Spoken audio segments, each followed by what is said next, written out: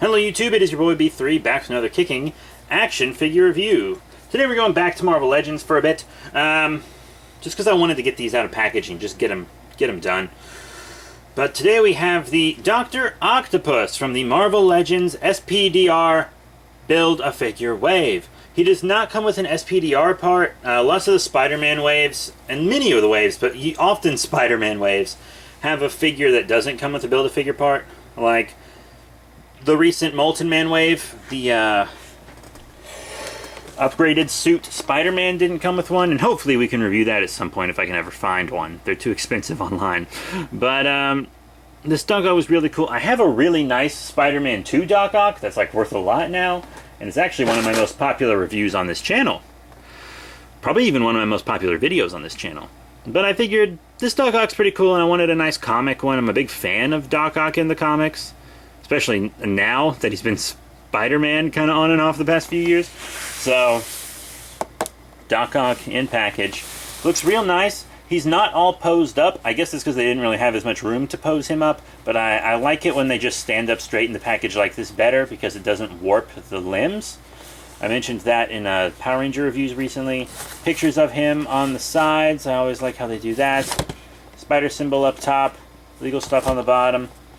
And then here's a little read-up of Doc Ock as well. Otto Octavius gears up with 4 mechanical tentacle appendages as the evil genius Doc Ock.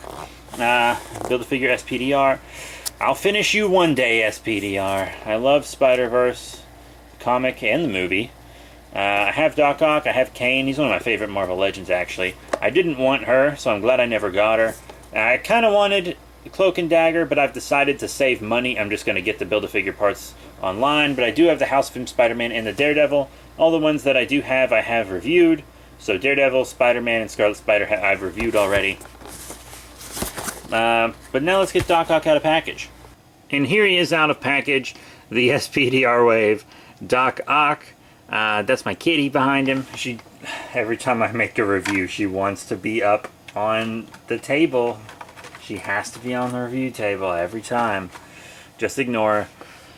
But to be honest, this figure is not as good as I thought he would be. At all. His tentacles don't even go in the poses that it shows them on the back, really. Unless I'm just, like, doing it wrong. It's not like he comes with instructions or anything. Like, I looked this thing over pretty well, but I don't know. I don't know what this is supposed to do. Like, because you can put them in any hole you want, but if you put them like this, because it seems like these two should obviously be on top, because they just kind of go forward, and then these two go down, but his claws point away from his body. What are you going to do with those? These should have been bendable. They're not bendable, and that is a huge mistake. Honestly, I should have watched a review before I bought this guy. I usually don't watch reviews for Marvel Legends, because when I watch a review, I usually do it for a more expensive figure, you know, like a figure art. Because if I'm going to spend that kind of money on a figure, I usually want to review. I often don't watch a lot of reviews of cheaper figures like this one, and that's mostly just because my internet sucks. If I had better internet, I would. And I wish I would have watched... Oh, hey... And I wish I would have watched a review of this guy, because if I would have known his tentacles weren't bendable, I might not have bought him. I think I would have passed on him, to be completely honest.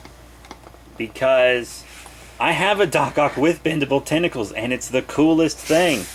Non-bendable tentacles? No thanks. Just no thanks. That's dumb. I mean, it's still great to have a comic Doc Ock. I'm glad he's in my collection just for that reason. But I honestly don't know where I'm going to display him now that I think about it.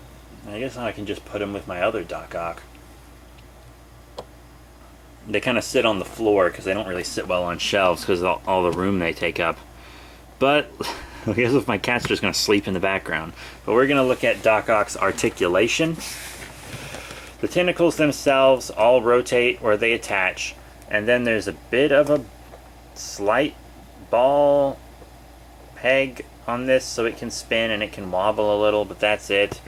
The head doesn't move much up and down. You see, that's not a lot. That's not a lot. Side to side's good. Up and down on the arms, forward and back. There's no butterfly. Bicep, double elbow, wrist, forward and back on that wrist. I like his torso movement. It works out pretty well. Like, he moves very well for a big guy. Lots of the figures of these big guys have this round joint at the top and they don't want to move well, but he does move well. So that's nice. In and out on the legs. Yeah, they actually go out further than you'd think they would on this guy.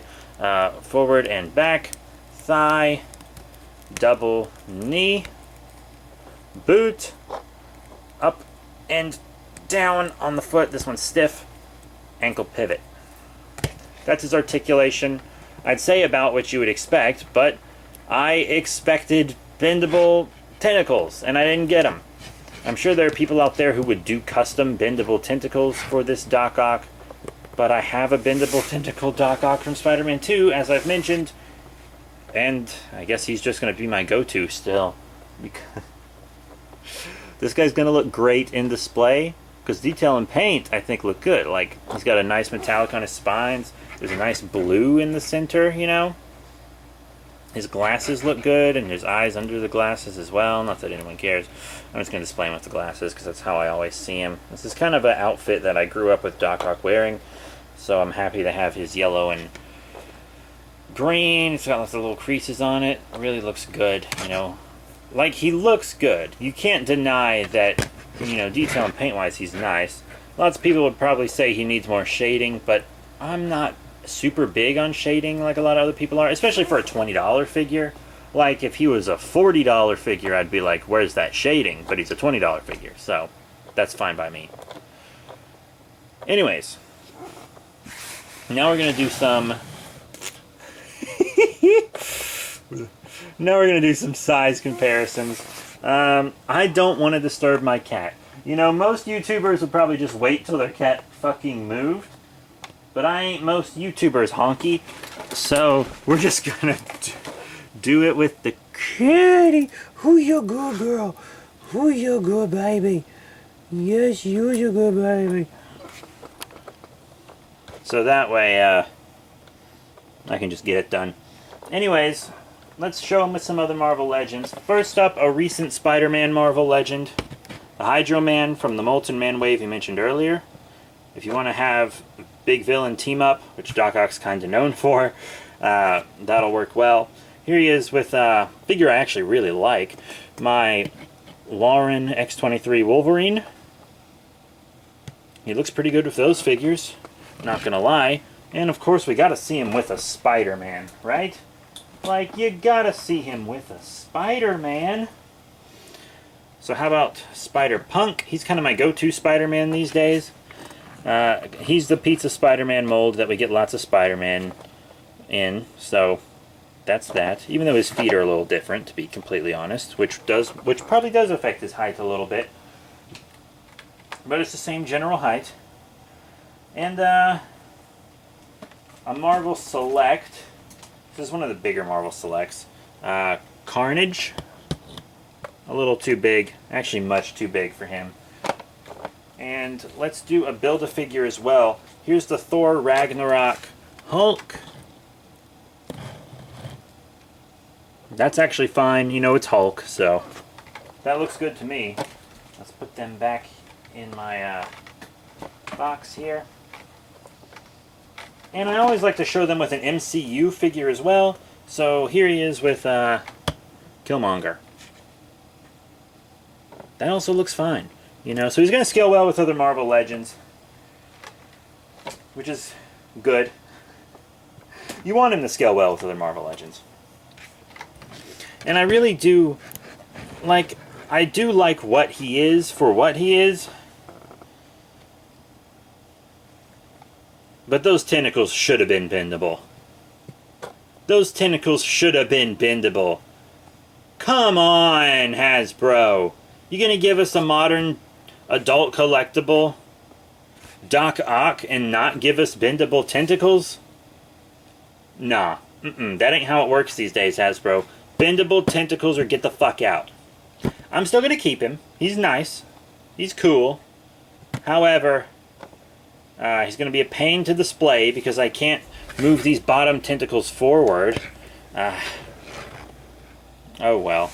That's it. Thank you all very much for your support. Please remember to rate, comment, and subscribe. Check out all the cool links in the description below. Facebook, Twitter, etc. Next time, we will be reviewing the MCU Rescue figure. Hooray! That'll be fun. That'll be a pretty cool Marvel Legends. That's it. Thank you all once again. See y'all later.